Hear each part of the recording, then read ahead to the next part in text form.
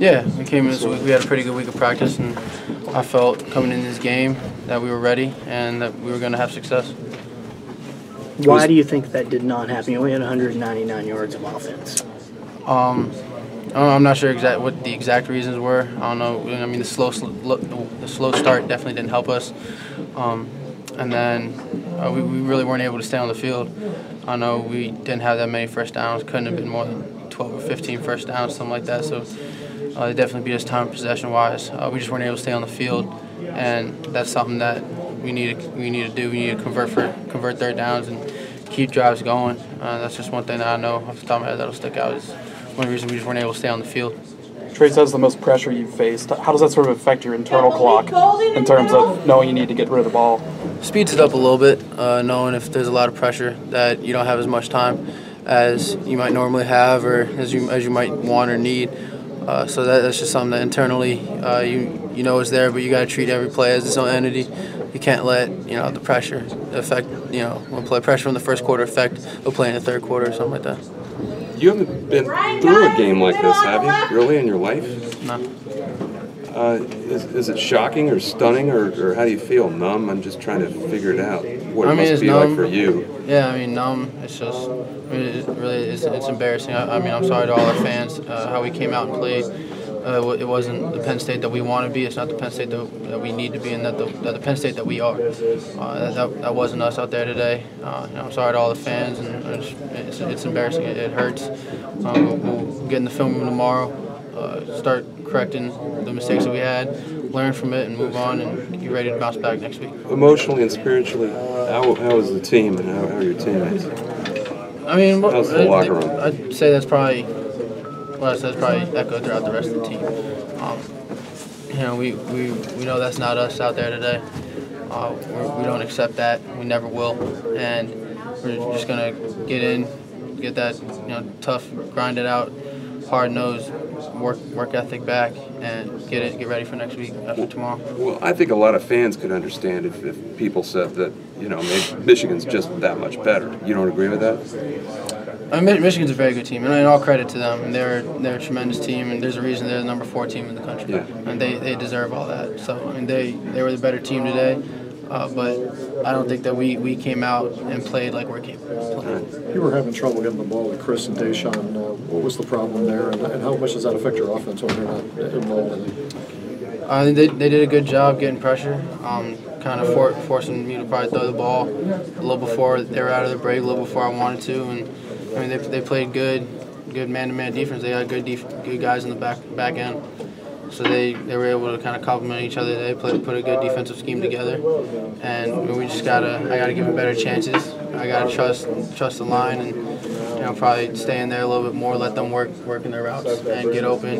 And I got to put the ball in better places for them where they can go make a play and make contested catches. There was a certain feeling kind of sets in these games near the end, or at least in the second half.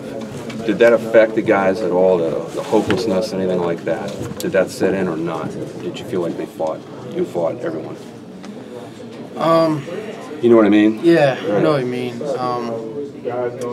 I mean, definitely something that you felt towards the end of it that it was out of reach. Yeah. Especially down in the fourth quarter.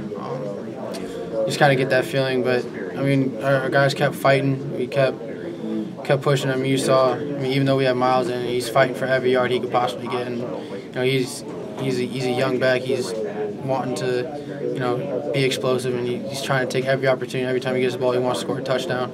To that last play, he's fighting for every yard he can get, and that's kind of the feel of our offense. I wouldn't say that we quit in any way. We kept fighting, but there was a prior point where it just felt like we just got to kind of keep pushing, keep trying to take shots, and keep moving the ball and get our offense going. You know anything about the history of this program? Because the 03 team was 3-9, but the 05 team was 12-1. And a lot of those guys at Penn State, yeah, a lot of the guys who went through the 03 season, who were sophomores and freshmen, ended up, the leaders of the 05 team. Does that make any sense to you now, or is it just too tough to even think that far ahead of what could be happening here? The toughness factor, maybe it can do you well down the line.